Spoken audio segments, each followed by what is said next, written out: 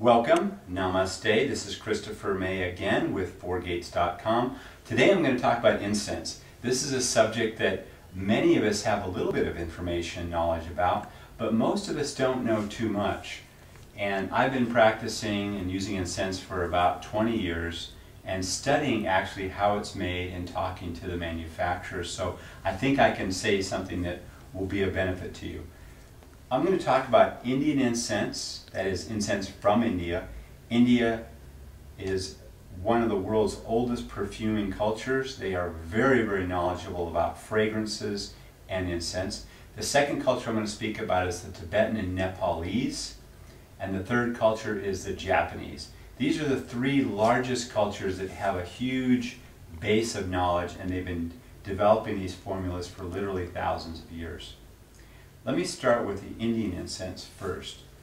Indian incense is most often dipped. This is an incense that everyone is very familiar with because it has a stick. I don't know if you can see that, but it's got a little bamboo stick here, the length of which is about 3.5 inches.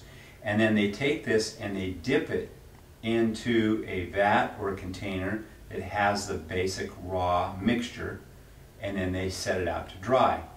The disadvantage of this is that you're burning the stick in addition to the fragrant plants or aromatherapy plants that they use. So although there's a lot of wonderful fragrances with the Indian incense makers, they almost always use this dipped method, and you're getting about 40 to 50% of it is a bamboo stick, which is what they most commonly use. The Tibetan and the Japanese incenses are stickless, meaning they're extruded. They make them almost exactly like the Italians or Chinese or others make spaghetti or noodles. So what they do is they take the formula and they use an extruder. It's a little device that has a form on the end, a lot of holes, and they push it through when it's in a paste form onto usually a flat surface, and then they cut it in specific lengths. Usually this is about a 5-inch stick. This will burn for about 15 minutes. Or the longer 10-inch or 11-inch stick, this will burn for about an hour. Now, let me speak a little bit about the Japanese blends. The Japanese blends are usually very thin sticks, as you can see here. Their formulas are very refined. They've been developing these. Some companies have been developing these blends for well over 200 and 300 years.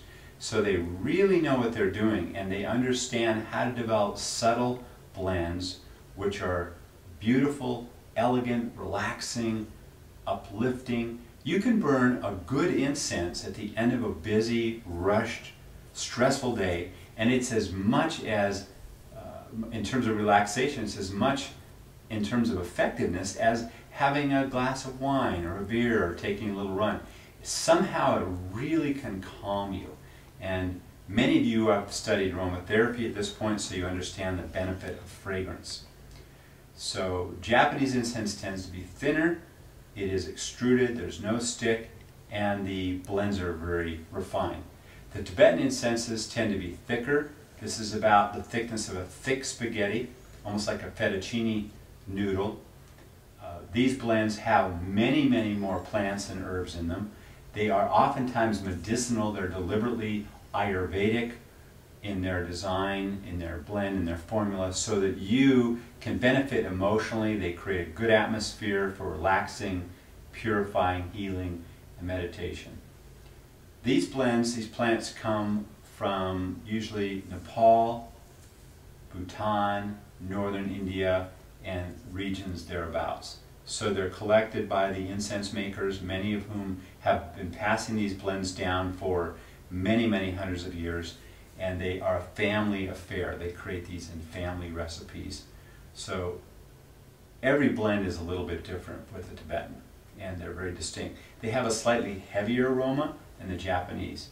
Now, if you don't want to burn a long stick and you want to use the incense for, making the bathroom smell nice after you use the restroom, you can always break a stick down into a shorter piece. This would burn about 10 minutes. This would burn about 2 or 3 minutes. So The beauty of the stickless incense is that you can break it into pieces if you only want a little bit of fragrance or the fragrance is too much for the size of room you're in.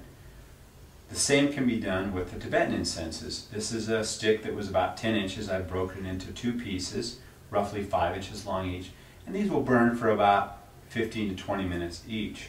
So if I want less fragrance, if I want less of the effects of the incense, I can reduce that by breaking them in half. Finally, our cones. We're going to talk about cones last. Cones are similar to extruded incense, except they use a form and they make it, I think you can see that, I'll put it in the palm of my hand, they make it cone shaped. The advantage of this is you don't need any special device to burn it. You simply light it at the top and it burns down to the bottom. It usually takes about 15 or 20 minutes to burn all the way down.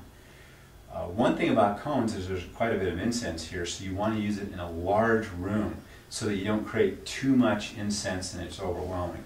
So you can either burn a little bit and put it out and light it again later, or you burn it in a larger room. Incense holders are usually ash catchers. They're also beautiful. The formal Indian or Japanese traditions will put certain kinds of ash in them. You can use rice, you can use sand. You can also lay your incense down when you burn it. Many people are used to burning it vertically. You can also lay incense down horizontally so it doesn't create as much ash fall. That's a really nice way to burn it.